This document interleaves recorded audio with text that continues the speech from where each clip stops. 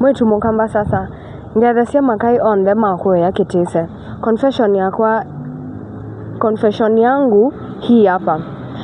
Njale Sanyamira Express ne thikisika wela neti iwe kuka kotasimo ngali nene kalanela na mokisi waena ngewa mbingi. Nilikuwa nachaka hiyo safari mzima. So vile nilimwambia I am new in Kisii akaniambia atanisaidia kusettle. So hizo siku za kwanza alikuwa ananionyesha around.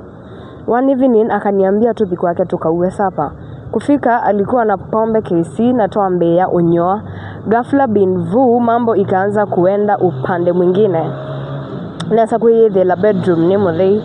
Jamaa akaenda washroom kidogo na akarudi pia akiwa uchi. Akangu tabia ndiaona kia kinene. Ndiaona kia kiano maishani mwetu ito.